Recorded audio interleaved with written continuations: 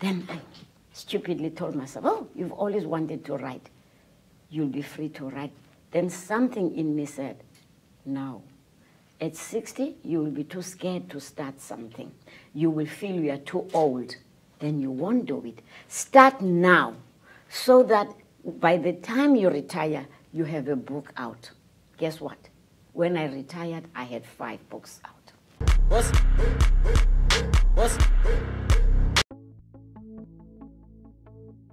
This is my birth name, Sindiwe. I have no nickname. Oh yeah, I used to have a nickname a long time ago.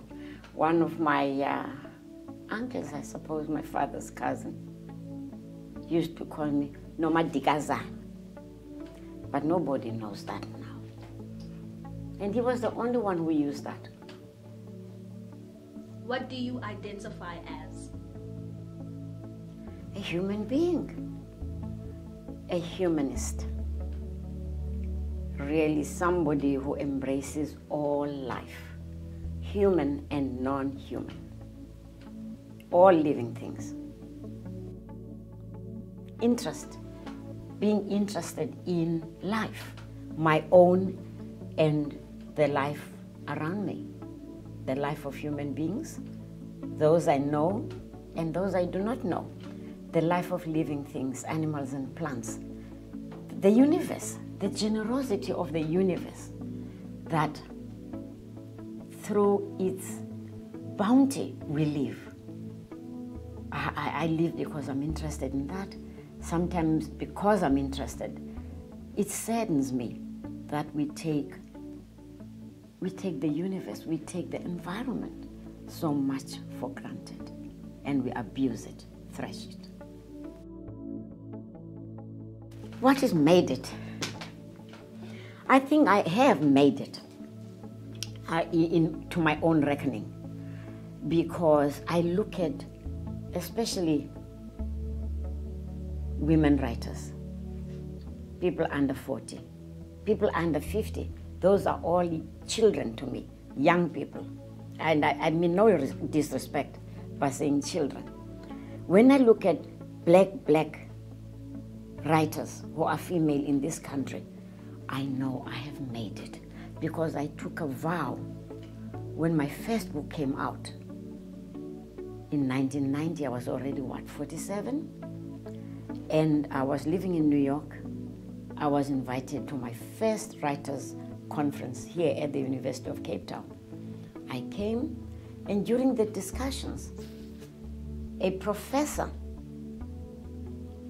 stated a fact I knew but didn't know. We know a lot of things inherently because of the way we live. There are facts you know, take for granted even, but you haven't studied them. You haven't gone, there was no Google then. You haven't Googled them to see the specificity of that fact. I knew that as black women, we didn't write. This is 1990. For these professors to stand up there and explain to me something I knew, but give it depth, give it, essence, a staggering essence, a painful essence.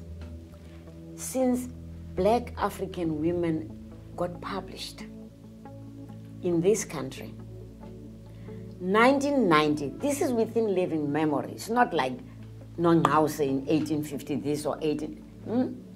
Since black African women writers in South Africa started writing, in 1990, only 5 had been published. Then he went on, he expounded on this theme, that throughout Africa, but also here, African women writers will write either a novel or autobiography, 1 or 2 books. If it's a novel, there's a lot of autobiographical material, and then they stop.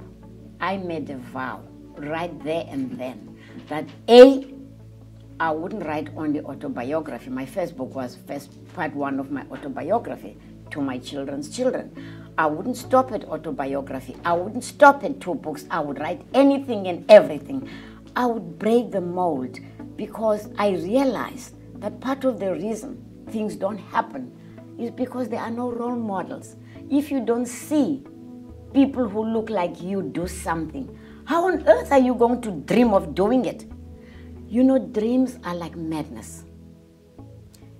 If I crack up and land up in Falkenberg or elsewhere like that, and a white woman who is my age and has grown up in Cape Town also has a mental disorder, we both hallucinate. Guess what? We are never ever going to see the same things. Hallucinations are culture-based, so are dreams.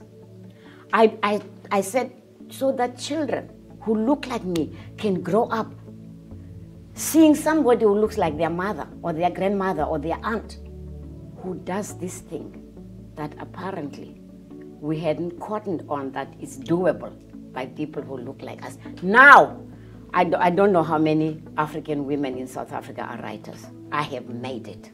That for me was my ambition, that more and more young people who look like me can believe they can do it and go ahead and do it. Yes, yes. I wish I had stumbled on the fact of being aware there will be a tomorrow and a next year, and that you should take care of the future. It's not going to take care of itself. You know, the future doesn't take care of itself. You take care today of your tomorrow. Yes, I woke up to that fact in my 40s, really, mid-40s. When I started writing, writing has been very good to me because I started writing out of considering really the future. I celebrate always the 5 and the 0. So there I am at 45 and it dawns on me the next 0 will be 50. And then, oh my God, after that it will be 60 and then the United Nations will say goodbye. What will you do at 60? Then I stupidly told myself, oh, you've always wanted to write. You'll be free to write. Then something in me said, no. At 60, you will be too scared to start something. You will feel you are too old. Then you won't do it. Start now so that by the time you retire, you have a book out. Guess what? When I retired, I had 5 books out. So I look at, sometimes I forget. I've had until the end of this year. I don't think I want to do it, and I don't think they would want me to do it. At UWC, I'm part of a team of 3. We do something in a program called UWC Creates. We encourage writing. The other one is Meg van der Merwe, who does the English, and that is Xhosa. And then Angie Groch does the Afrikaans. Last year, it dawned on me that I had been there. This will be for 4 years. Then I thought, my golly, if I'd known that these annual contracts would be 5, when I got the contract for this year, I could have started a PhD. Then I thought, just because you wasted 4 years doesn't mean you must waste the next one. So I enrolled. I'm busy with my proposal for a PhD. Why not?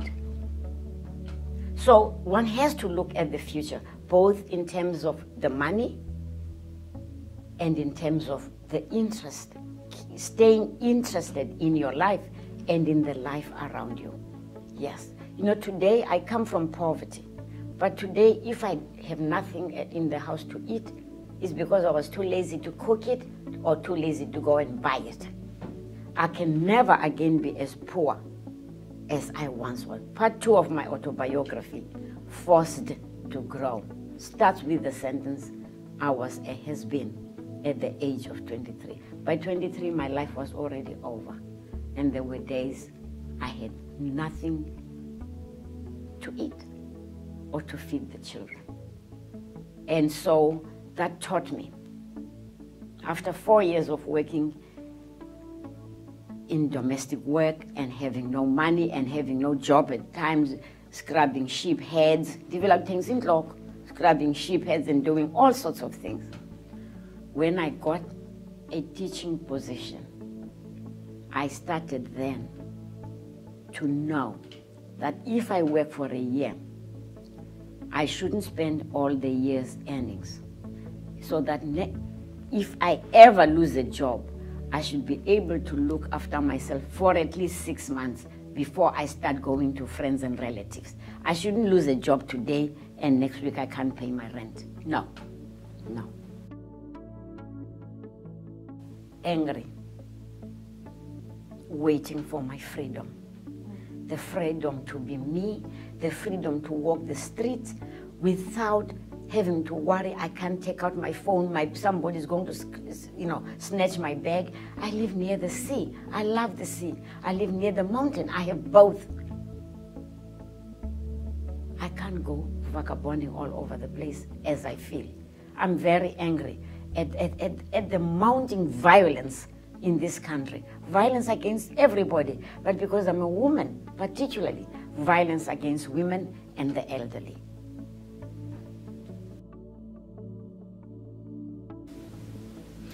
If I could start my life all over again, I would plan my children. They wouldn't be oops children. Oops, I'm pregnant. Oops, no. I would plan my children, and maybe I would start the way I advise people now, or when I'm in discussion with young people. I would follow the example of the birds. First build my nest before I lay my eggs. I would start by having the infrastructure, preparing very well for my children so that their lives would be better organized from the point of view of, stability, where they live, where they go to school, what they eat, what they are exposed to. I would have children when I could take them on holidays once upon a time. That kind of, I would have an easy life having children next time.